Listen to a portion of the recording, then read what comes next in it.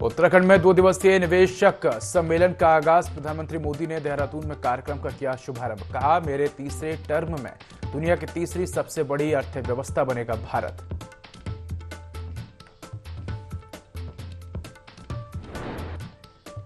CM Dhami ने निवेशकों का देवभूमि में किया स्वागत। निवेशकों के लिए उत्तराखंड में अच्छी आबोहवा। प्रधानमंत्री मोदी ने समिट में पहुंचकर बढ़ाई शोभा।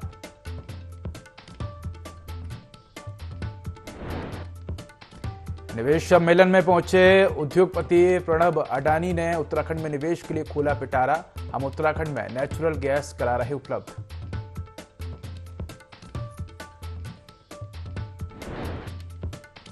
इन्वेस्टर समिट में पहुंचे बाबा रामदेव। राज्य में 10,000 करोड़ का निवेश करेगा पतंजलि। प्रधानमंत्री मोदी के नेतृत्व में देश का हो रहा विकास।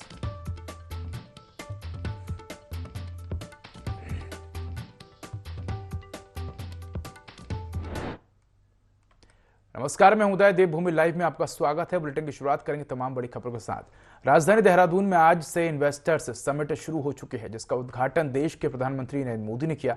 वह इस मौके पर मुख्यमंत्री पुष्कर सिंह धामी ने अपने भाषण में कहा कि हम उत्तराखंड को देश की सबसे अच्छी डेस्टिनेशन के रूप में उभारना चाहते हैं, जिसके लिए दुनिया भर से आए निवेशकों के लिए हम बेहतर सुविधाएं और अनुकूल माहौल बनाएंगे। आइए देखते हैं क्या कुछ कहा सीएम धामी ने अपने भाषण में।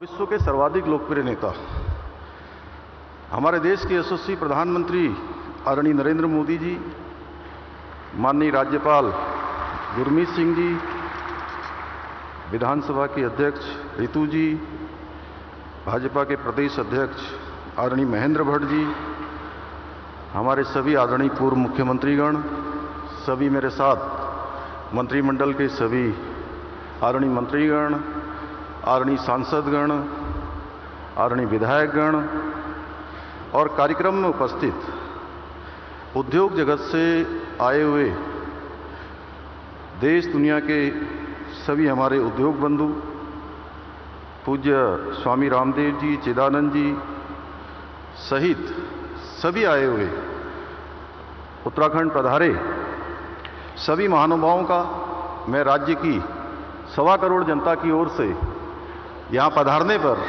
आप सभी का द्रोण नगरी देहरादून में आयोजित इस इन्वेस्टर ग्लोबल समिट में राज्य की जनता की ओर से, अपनी ओर से आप सभी का स्वागत एवं अभिनंदन करता हूँ।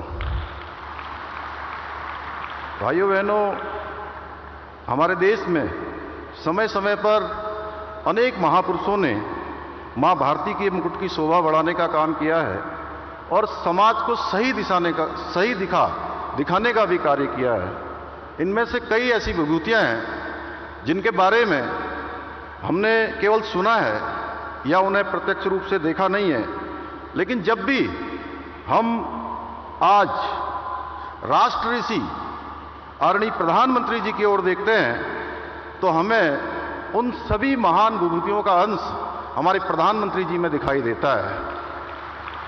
आदरणीय प्रधानमंत्री जी जहां स्वामी विवेकानंद की भांति भारतीय संस्कृति की पताका को पूरे विश्व में लहराने का काम उनके माध्यम से हो रहा है। सरदार वल्लभ भाई पटेल की भांति राष्ट्र को सुदृढ़ एवं संगठित बना रहे हैं।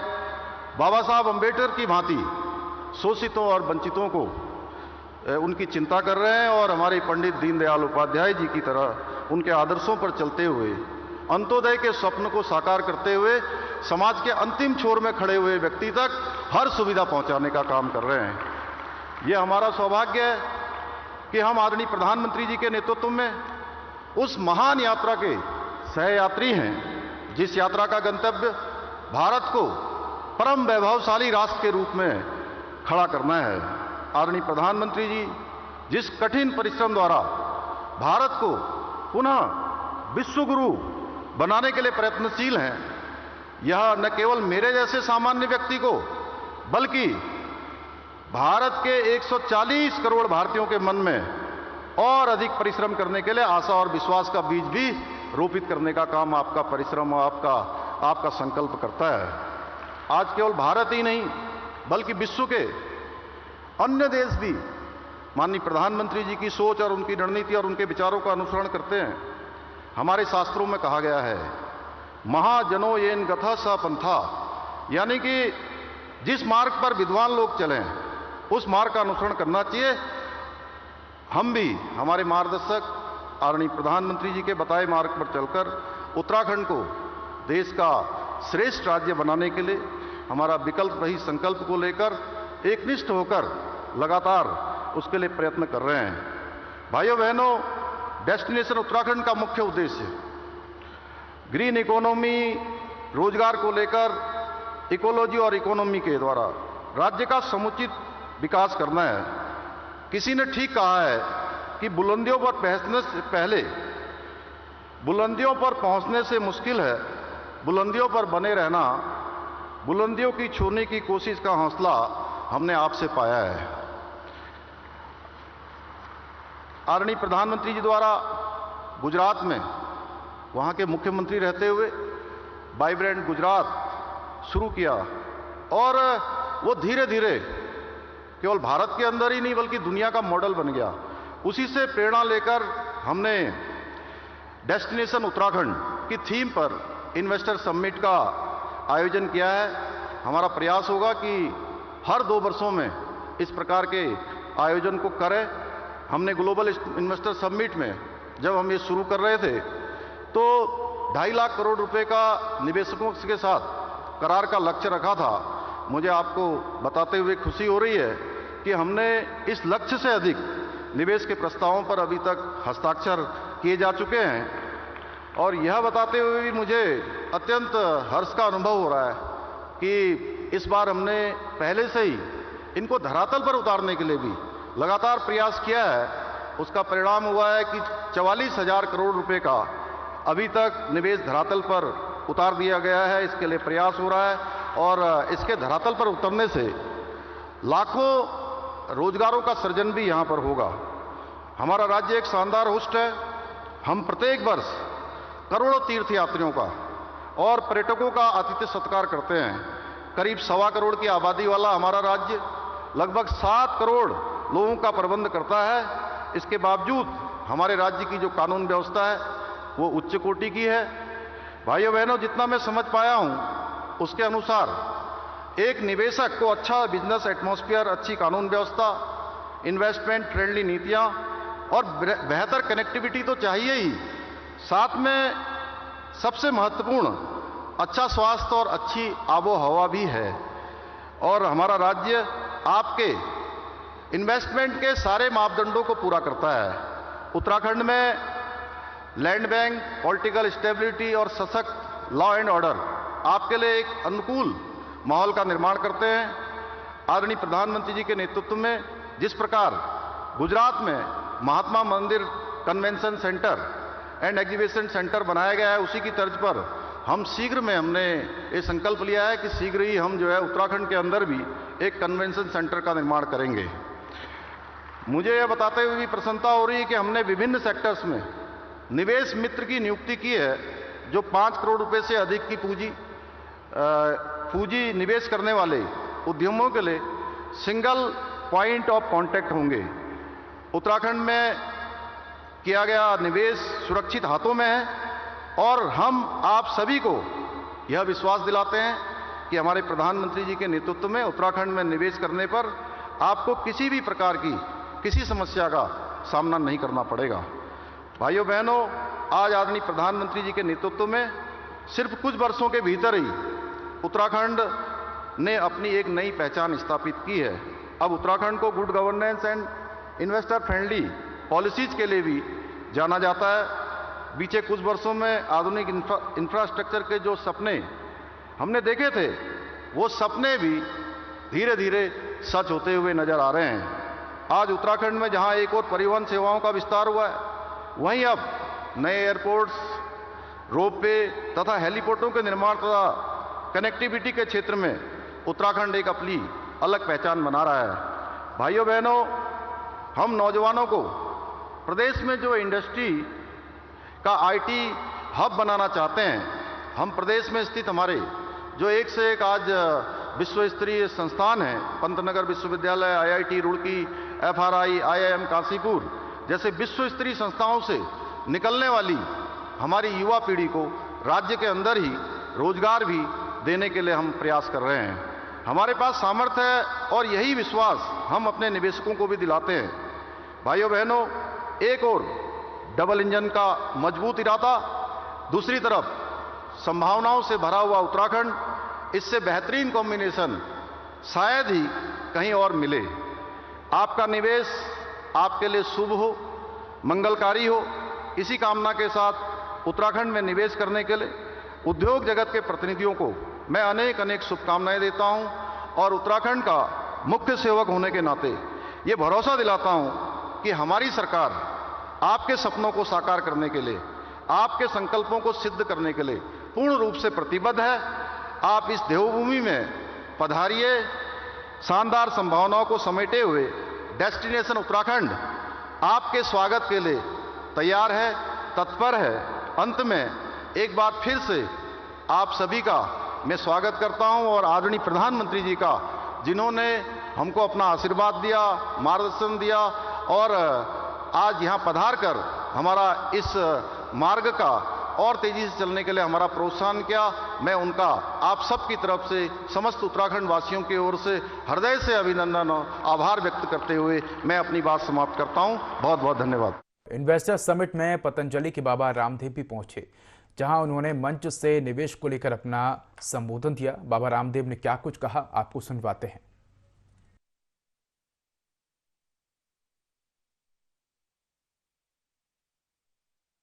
का वो जो निर्माण कर रहे हैं और उसमें उत्तराखंड, जहां के हमारे यशस्वी मुख्यमंत्री जी बड़े ही सहज सरल सिंगल विंडो, जितने भी यहां पर कॉर्पोरेट्स आए हुए हैं उनके लिए सिंगल विंडो हमारे धामी जी हैं। एक बार जोरदार अभिनंदन हमारे मुख्यमंत्री जी का भी। माने लॉ एंड ऑर्डर की बात और पीस के साथ प्रॉस्पेरिटी के नए सोपान घड़ने की बात हो, भ्रष्टाचार मुक्त, अपराध मुक्त, प्रदूषण मुक्त, एक बहुत ही सुंदर वातावरण।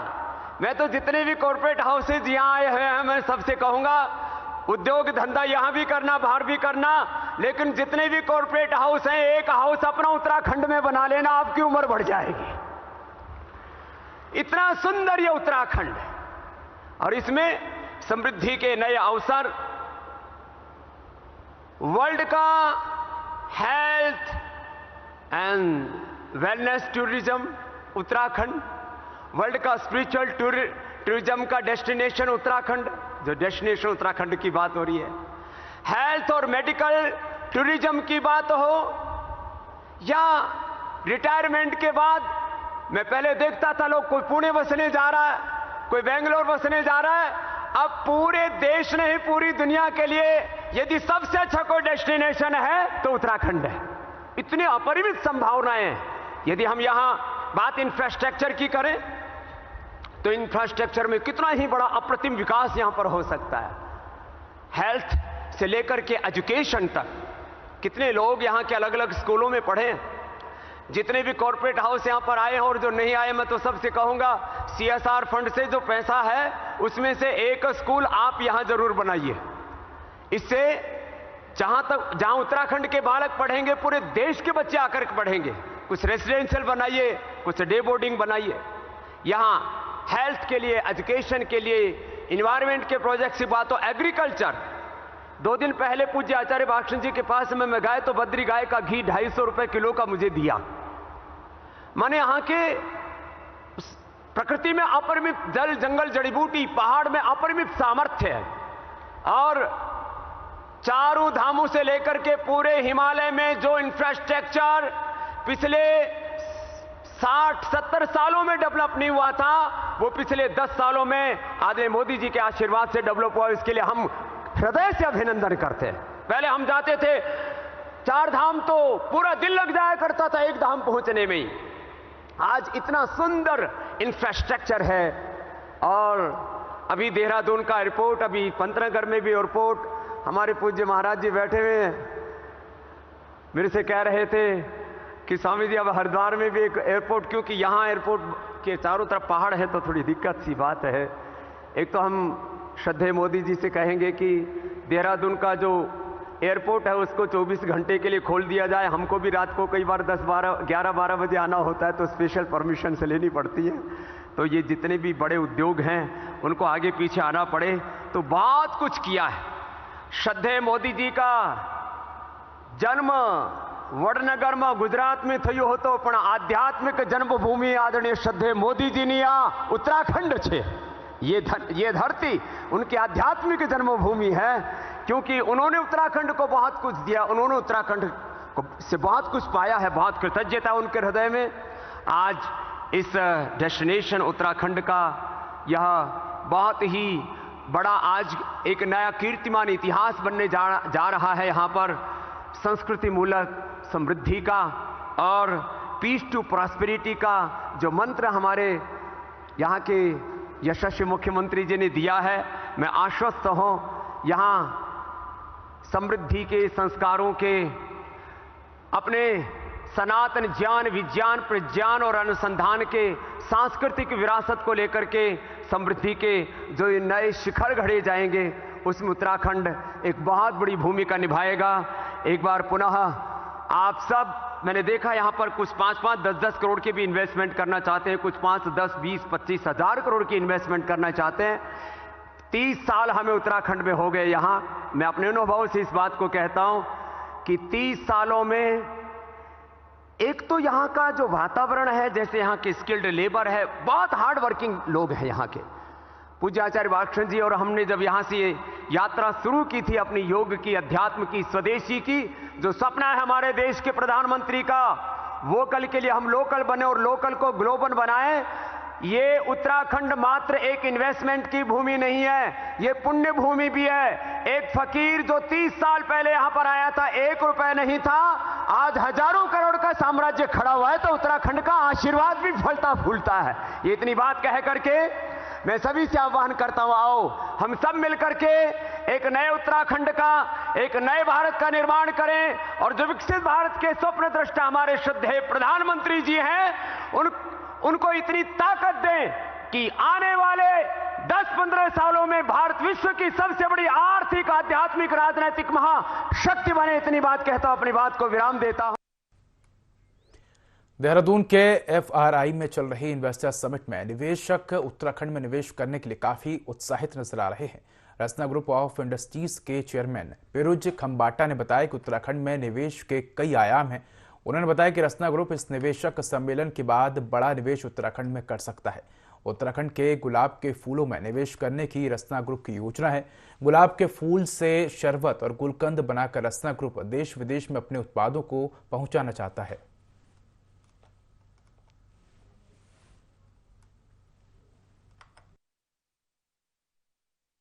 ये समिट में सेकंड टाइम आ रहा हूँ और उत्तराखंड ने जो प्रोग्रेस किया है वो बहुत ज़्यादा है, मैं देख रहा हूँ। पहले जो उत्तराखंड का प्रोग्रेस होता था वो खाली टैक्स ब्रेक के माध्यम होता था, आदमी यूनिट लगा देता था, टैक्स का फायदा है। आज जो हो रहा है वो एक रियल फायदा हो रहा है। आदमी एंटीबायोटिक पे नहीं जी सकता है, टैक्स ब्रेक एंटीबायोटिक है। जो यहाँ ग्राउंड लेवल जो infrastructure, ground level policies, opportunities लोगों को दिख रही है, लोग आ रहे हैं, नेचुरली लोग आ रहे हैं। और माने रसना ग्रुप हमने एक ठान ली है कि हम भी जो प्राइम मिनिस्टर का विजन है लोकल टू ग्लोबल, उसको आगे ले जाए। और इसीलिए यस्टरडे हमने अनाउंस किया है यहाँ के जो रोज ऑयल है, रोज है दमास्कस, उसका रोज वाटर है, उससे बनाएंगे रोज शरबत, और वो इंडिया में नहीं पूरे वर्ल्ड में लॉन्च करेंगे। और इसमें काफ़ी थेरेपेटिक क्वालिटीज़ हैं, इसको हम लोग पूरा एक्सप्लोर करेंगे। और खाली रोज शरबत नहीं, जैसे कि रोज वाटर आता है, रोज गुलकंद, और रोज से च्यवनप्राश भी बना रहे हैं। ऐसे जो लोकल प्रोडक्ट है, हनी, टैमरिंड, टर्मरिक, इस पे हमारा काम चल रहा है। और मेरा मानना है कि जो फूड प्रोसेसिंग हमारा जो बिगेस्ट कंट्रीब्यूशन होता है कि जो फार्मर होता है उसको कैसे राइट इनकम पहुंचाया जाए, फार्मर से कैसे वर्क किया जाए, तो हमारा पूरा फोकस इसी पे रहे। मुख्यमंत्री पुष्कर सिंह धामी ने लोहाघाट क्षेत्र के लोगों को प्रदेश के पहले बालिका स्पोर्ट्स कॉलेज की शानदार सौगात दी है, जिससे क्षेत्र के लोगों ने मुख्यमंत्री धामी को लोहाघाट क्षेत्र को शानदार सौगात देने के लिए धन्यवाद दिया है। साथ ही सुई ग्राम प्रधान भुवन चौबे और सामाजिक कार्यकर्ता प्रदीप देव ने लोहाघाट क्षेत्र की जनता की ओर से डीएम चंपावत नवनीत पांडे के माध्यम से मुख्यमंत्री धामी को धन्यवाद ज्ञापन प्रेषित किया। और छात्राओं को खेल के क्षेत्र में आगे बढ़ाने के लिए मुख्यमंत्री पुष्कर सिंह धामी का धन्यवाद किया। इस सौगात की जानकारी प्रदेश की खेल मंत्री रेखा आर्य ने दी और बताया कि स्पोर्ट्स कॉलेज निर्माण के लिए भूमि संबंधित औपचारिकताएं लगभग पूर्ण कर ली गई हैं।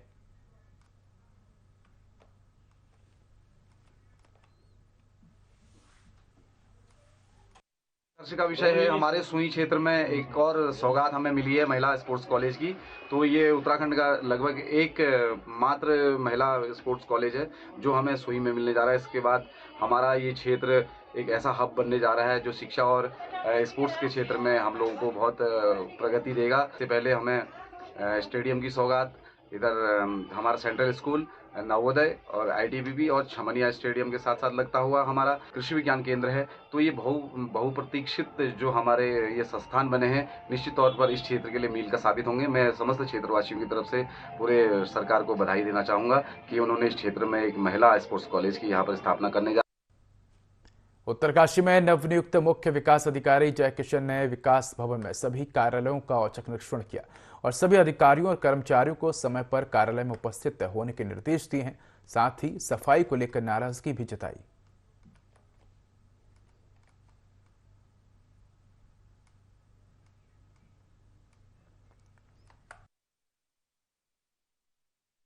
काशी में 5 दिसंबर को ज्वाइन किया हूँ। उत्तरकाशी भगवान शिव का जनपद है, तो मेरी ये प्राथमिकता होगी कि यहाँ पे टूरिज़्म की बढ़ावा हो। इसके अलावा साफ़ सफाई यहाँ पे सुचारू रूप से हो। गवर्नमेंट की जितनी भी जन कल्याणकारी गवर्नमेंट स्कीम्स हैं उसको इम्प्लीमेंटेशन इफ़ेक्टिव और एफिशिएंट वे में हो। और मैं चाहूँगा कि यहाँ पे जो लोग अगर पलायन है तो पलायन रुके और रिवर्स पलायन लोग यहाँ पे आएँ और हमारे हिमालयास में रहें और उसके नेचर का आनंद लें। Thank you.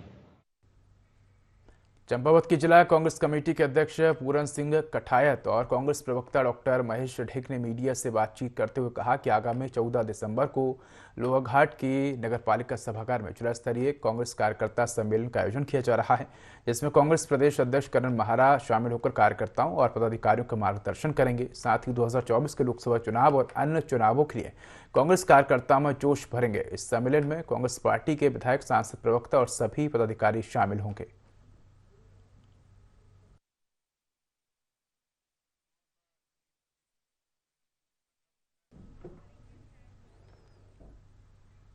तो फिलहाल इस बुलेटिन में इतना ही। खबरों का अधिक अपडेट के लिए देखते रहिए IND24। नमस्कार।